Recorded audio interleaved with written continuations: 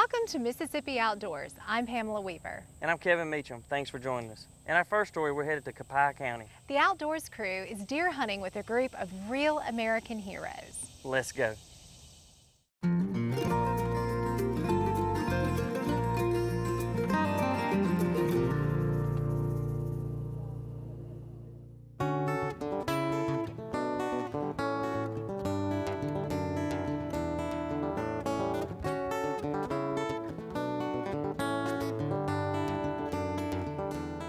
Just want to say to all of our veterans that are here, we appreciate you and appreciate the service that you have given to our country. We're able to enjoy what we're enjoying tonight because of your sacrifice, and we want to say thank you to all of you, and so thank you for your service.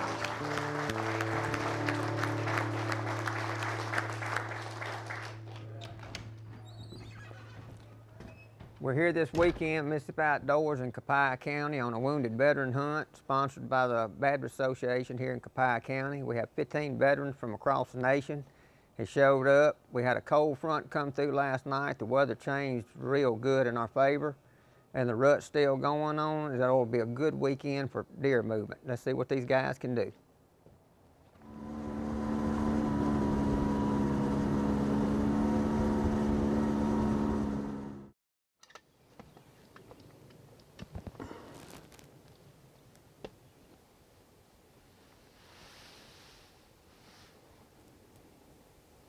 The wind's blowing perfect right there. It's blowing back behind us. So we ought to be good this morning. On this setup right here, this is backwater from Bye Pier that pretty much sits here all year round.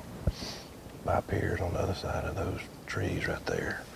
So the deer, usually if they feed through, they're gonna feed through on this side of this tree line. They might be just on the other side of that tree line. They'll feed down through here and cross. There's a crossing down there on the other side of those trees. So we'll just catch them feeding through. How'd you get injured? I fell 11 stories with no parachute. I had 165 pounds of combat equipment parachute on when I landed. It's about 405, 410 pounds at the ground, doing somewhere around 85 miles an hour. So woke up in the emergency room 90 minutes later, getting prepped for surgery. Spent 9 months in a wheelchair. Thought they were going to amputate both my legs below the knees. And that was the end of my career right there.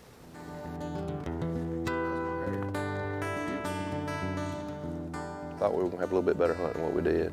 We had a spike come in early. We watched him for a little bit, he left. Never really had any luck on the island over here. The only thing we really saw that came in and out was gonna be the ducks. So had a pretty good many of those come in. It was a good morning. Just didn't happen this morning. Well, I grew up hunting, grew up liking to hunt. Didn't do a lot of deer hunting growing up, but got to do a little bit when I was home on leave, and then military life as it was didn't provide much of an opportunity to go, and then not having a place to go very much where I'm living now, being retired, and then I fortunately got hooked up with Jeep and Wounded Warriors Outdoor Adventures and had the opportunity to do so. I mean, this is what it's all about, you know, it's trying to give back. You know, the Lord has blessed us with a place to go. You know, we've grown up hunting on this place all our life, and to be able to take somebody that doesn't get to hunt and share the hunting experience with them is just a joy. Well, the fact that just regular, ordinary folks, which most of us are, would take the time to logistically put all this stuff together for us, the lodging, the food, and the events, and the places to hunt, the people that are willing to be generous enough to do that, is humbling. It's overwhelming to think that there's people out here willing to do all of this for us as vets, because a lot of us are just ordinary guys, and the fanfare and the pat on the back and the hero thing is unusual for us, but they really roll out the red carpet, make you feel like royalty. Got to see some beautiful wood ducks, and just enjoyed it. So we're hoping that this afternoon will be a little different. Being able to be around other guys with similar backgrounds is a good way to decompress in some ways, and maybe an opportunity for those of us that can help them to help them in their recovery, because it's a lifelong process. Thank you for everybody that participates in these things, that has a part in putting this on for us and hosting us here. Thank you, because it means more than you know. Woo, Coon, what you got, brother? Nice 10 point. 10 point. I went in the stand 20, 30 minutes, and he come on out looking for does. He got to the edge of the water in the sage grass, and I shot him. He buckled down and ran, and I couldn't find him. We backed out, got the dogs, and in 20 minutes the dogs were on him, and there wasn't too much ground shrinkage on them. Well, that one we killed this morning is probably going to go down as one of the probably top 5 that we've ever killed out here. Normally we probably kill 6 or 7 that are probably, probably 120 class deer, and then occasionally we'll shoot a 130. It's a very interesting story how we got started. Jeep Sullivan, who has Jeep Sullivan Wounded Warrior Outdoor Adventures, is a personal friend of mine. He actually served on staff with me in a church in Florida, and as a result of that, we were able to put together our first deer hunt year before last, and this past season was our second deer hunt. It was a wonderful time because it brought our churches together, and especially the men of our churches together, to work together in a positive way, to minister to our veterans and to say to them, man, we appreciate your service and your sacrifice for our country. We're hunting on County Farm Hunting Club in Copiah County. We've got one of our veterans, Josh Anderson. We've got him on a grain field this afternoon and hope he has some luck and gets a buck. A half piece. I served in the United States Marine Corps. I did a little under 10 years. I was stationed in California and in North Carolina, and I did 5 tours overseas.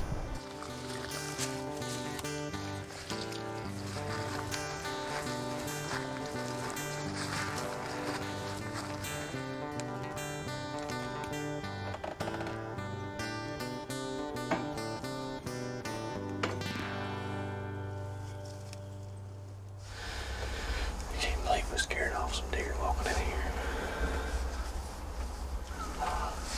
Where I'm trying to kill a white-tailed deer. So hopefully we get to see us a pretty good buck. If not, maybe we get to see us a good big doe. Take one of each, but we'll take what we get. Looks like we're sitting on a little rye field here. They got planted. It's a pretty nice little food plot. And a little box stand blind overlooking this field. Pine patch around this little thicket, so looks like got some bedding areas around us. Hopefully we get some activity. Right now we got 2 little, believe it be button bucks feeding across this dry patch. Come out right here at us to our right.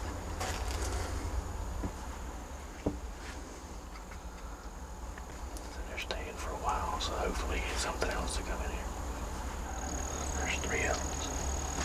Hey, look at the camera, there's 3 of them.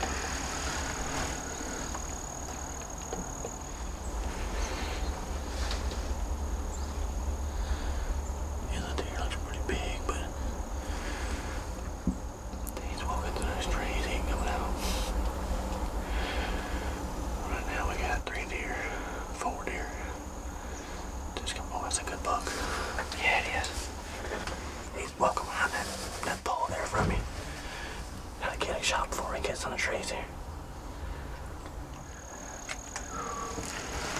Yeah. Good deer.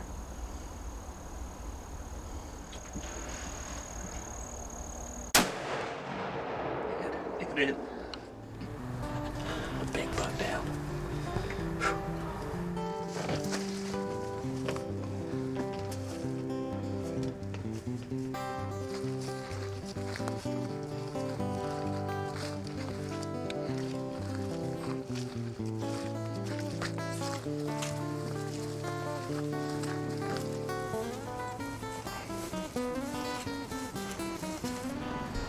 Yeah.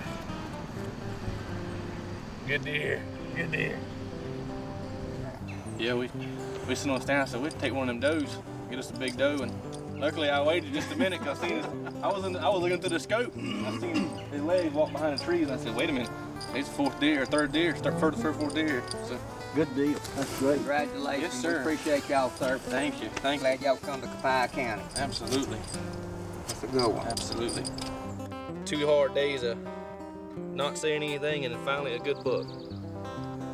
So it's been well worth it. Well worth coming to Mississippi for.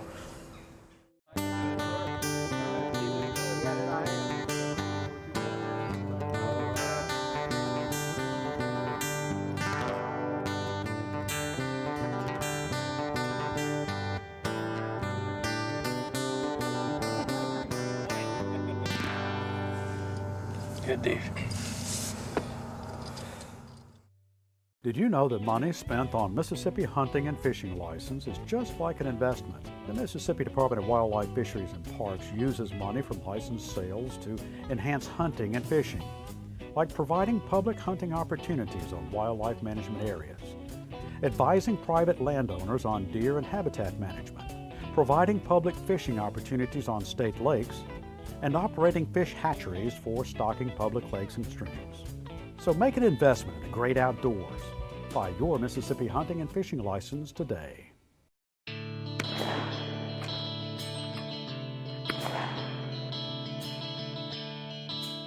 Whoa.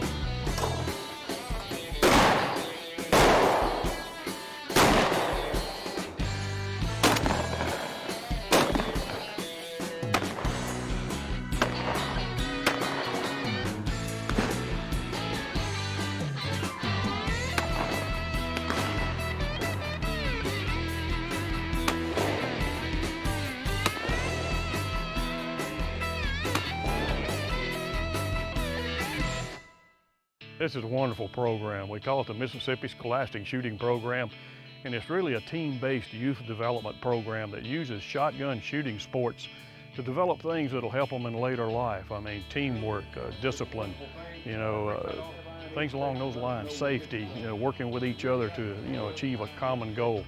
These are the things that really, we try to use the shooting sports, like we say, shotgun sports, to instill these things into them and really build it into a hunting situation as well. We make them go through the Hunter Ed program. That's a requirement to actually be in the program. It's a schools-based program from the viewpoint of the public and private schools. The youth will come from those schools. Anything from the 7th through the 12th grade, they can be on a shooting team. They have squads, 3-man squads. They build a practice program into it. We have coaches. We actually give free clinics to the coaches. They're 2-day coaches. We teach them all over the state of Mississippi, and we teach them multiple times and places in the year so that they have plenty of opportunities to go to. We have coaches, assistant coaches, they're volunteers, put in a lot of good time, and we try to prepare those coaches so they can prepare the young men and women that participate in the program. For them to be able to go out and shoot and utilize the shotguns and learn safety and so forth is very, very important. And that's the reason I feel like it's a very good program. And you don't really think of shooting sports as a team sport, but this fosters a team, because you'll get in the woods, one of the team members will falter, the other one picks them up, and vice versa. It's really a lot of fun to watch. It's promoting youth into the outdoors. We're just trying to bring youth in Mississippi up to enjoy the outdoors, and hunting, fishing, shooting sports. It's a great avenue to reach kids all over the state. I love the fact that this sport can accommodate not only the boys, but the girls get to participate too. You may have girls that participate in cheerleading and softball and everything else, but they can also step on this field here and enjoy the day with the boys. It's grown to something I love to do, and the sport is a huge sport and competing all over the United States, and I love traveling and shooting, and it's really fun to get out there and bust some clays. Every day more people are getting out there and realizing, hey man, this is a lot of fun, and you can also compete, and so you're starting to win money now and win a lot of prizes and titles. We have some fundraising events that we do throughout the year to really raise money to make that scholarship dollar go up. That money is as soon as the kids graduate high school, they're eligible to put in for it, and and we gave 7,000 away today. So. What can you say? I love it. These kids have worked great. I mean, people do not understand how many hours shooting they've done. They've shot over 60,000 rounds of shells since last fall. And we have a team that's not just one or two shooters. We have, as you can see, we have a team. It wasn't just me going to shoot off, it was my whole team going to shoot off. So it didn't really matter who got where place, we all won something. I think it's great for these kids to be able to come out, be a part of the outdoors, and be a part of the team. This sport teaches so many things. It's not just about shooting, it teaches them patience, it teaches them perseverance, and it teaches them team sport play, is they all encourage each other. You don't have to be the most athletic, you don't have to be, the biggest, the tallest, the fastest, and you can come out here and win. Get them off the computers and the video games and get them in the outdoors, and it's a great deal. In our next story, we're headed to the Mississippi Delta. We'll see the efforts to control the wild hog population in the Magnolia State.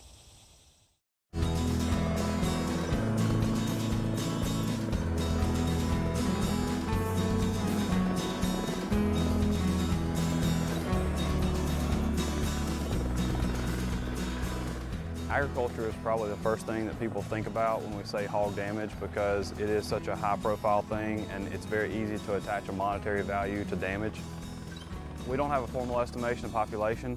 We do have an estimated harvest from a survey that goes out every year called Responsive Management, and we do know that hogs occur in all 82 counties in Mississippi. In some areas like the South Delta and even the North Delta, the hog population appears to be pretty high and the damage is pretty substantial. A lot of it's from a disease perspective, so a lot of diseases that feral swine carry, people can get and or livestock can get. And so that's part of it. And the other part is the amount of damage done to agricultural producers. It's pretty substantial. I don't know that there's very many crops produced in this state that don't get damaged. They're pretty non-discriminate when it comes to the crop damage. Wild hogs impact a lot of other things besides just crops, and again, that's only part of the year. And so the things it's a lot tougher to assign monetary value, like habitat degradation, erosion cost, that type thing that people don't necessarily think of. So the USDA Wildlife Services in Mississippi and the Mississippi Department of Wildlife, Fisheries and Parks have a very good working relationship. They do some things that is not necessarily in our ballpark, like the aerial gunning, and then we do some things, particularly on our WMAs and some private lands assistance and technical guidance that they don't do quite as much of. And so together we can fill gaps in the management needs and still have a good working relationship and help each other out in the process. We do a couple different things. We do a lot of trapping, and that goes on year-round. We also conduct night shoots.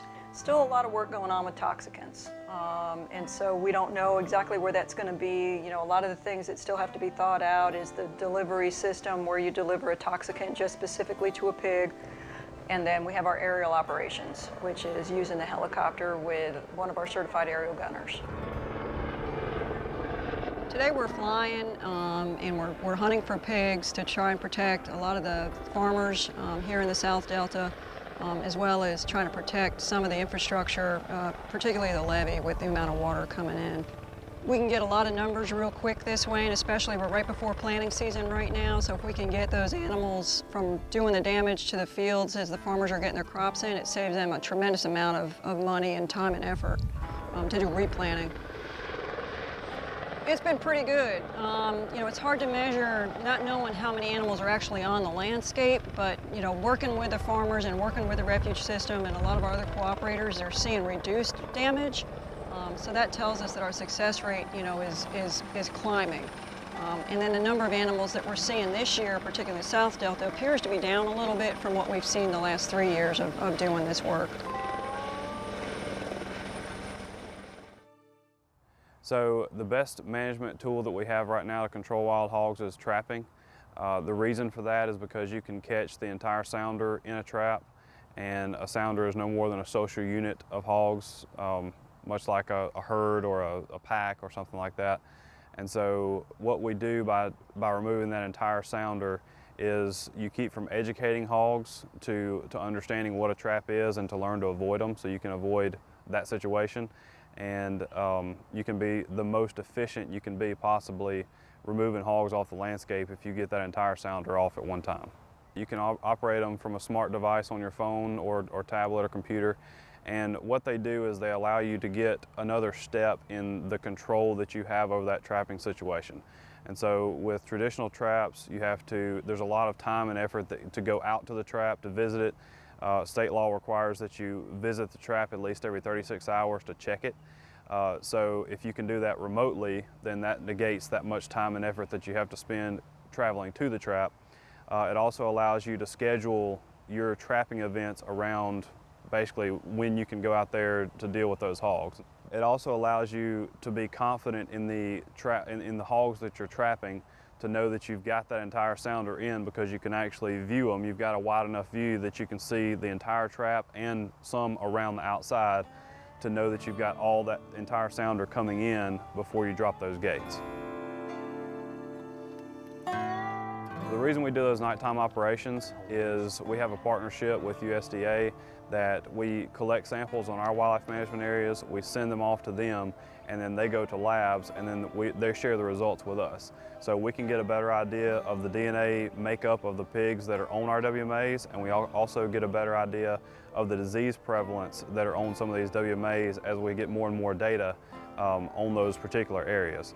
And so what these nighttime operations allow us to do is to go out on these WMAs selectively, take adults and then sample those adults and be able to get that much more data from that WMA that we wouldn't have had otherwise. So we use a number of different sensors. We use both night vision and thermal depending on the application and what we're trying to do. Typically we use thermal equipment. We use one unit to actually scan the landscape and look for heat signatures, and then usually we use an AR or some type of weapons-mounted system to actually look a little bit closer at that animal to differentiate deer from hogs, for example, to make sure that we've got the right target. And then once we do verify that that is a group of hogs, then we'll move in and get as close as we can before we start taking shots. It's much easier to sneak up on them in the nighttime than it is in the daytime, but you have to make sure that you have your wind right. Wind is everything when you're trying to get up close at nighttime. Generally you can get really close. You can get a lot closer than people think you can. Generally we try to get inside of 50 yards before we start taking shots, and a lot of times they don't know which way to go because they don't know where the sound is coming from, and so you may have them run directly away from them, or you may have them run directly toward you, and so it makes for an exciting few moments there while you're taking shots.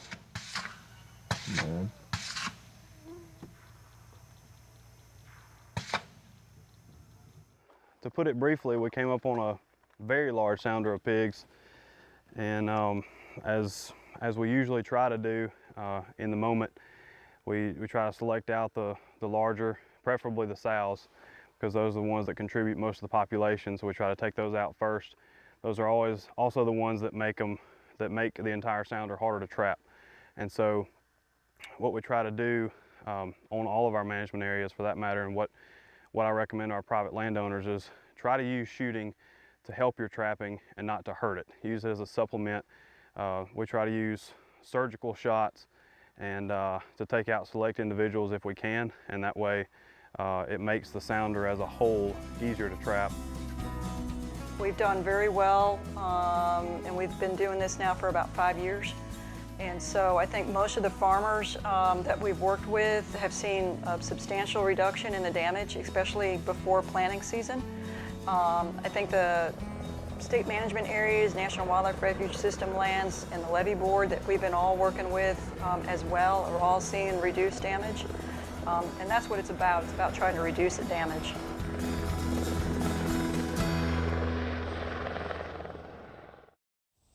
Hey, that's all the time we have for this week. Hope you enjoyed the show. Join us again next time for more exciting adventures. Until then, I'm Pamela Weaver. And I'm Kevin Meacham. See you outdoors.